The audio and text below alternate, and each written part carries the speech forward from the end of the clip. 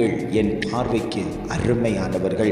நான் உங்களை சிநேகிக்கிறேன், அன்பு செய்கிறேன். உங்கள் மேலே அக்கறை கொண்ட தெய்வம், உங்களுக்காக வழக்காடுகிற தெய்வம், உங்களுக்காக போராடுகிற தெய்வம், உங்களுக்காக யுத்தம் பண்ணி கொண்டிருக்கக்கூடிய தெய்வம். சத்துருக்கள் உங்களுக்கு விரோதமாய் அநேக முறை எத்தனித்து வந்த போதிலும் உங்களை விட்டு கொடுக்காமல் அந்த சத்ருவுக்கு விரோதமாய் நான் யுத்தம் பண்ணி உங்களுக்காக நான் போராடி உங்களை மீட்டெடுத்த தெய்வம் இன்றைக்கு உங்களை பார்த்து சொல்லுகிறார், என் பிள்ளைகள் கனம் பெற்றவர்களாய் இருக்க வேண்டும்.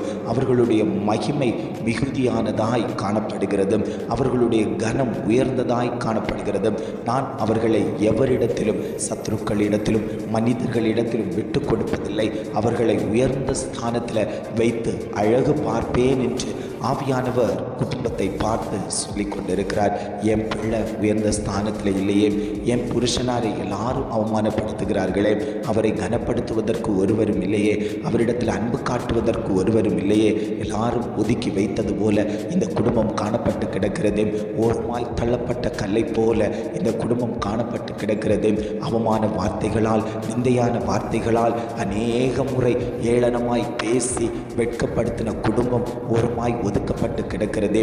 என் வாழ்க்கையில் எப்பொழுது ஒரு மாற்றம் வரும், என் வாழ்க்கையில் எப்பொழுது ஒரு மேன்மை வரும், என் வாழ்க்கையில் எப்பொழுது நான் ஒரு கனத்தை பெறுவேன் என்று ஏக்கத்தோடு பாரத்தோடு பார்த்து கொண்டிருக்கக்கூடிய உங்களை பார்த்துத்தான் ஆண்டவர் சொல்லுகிறார், நான் உங்கள் மேல் விருப்பம் வைத்திருக்கிறேன், நான் உங்கள் மேல் அன்பு வைத்திருக்கிறேன்.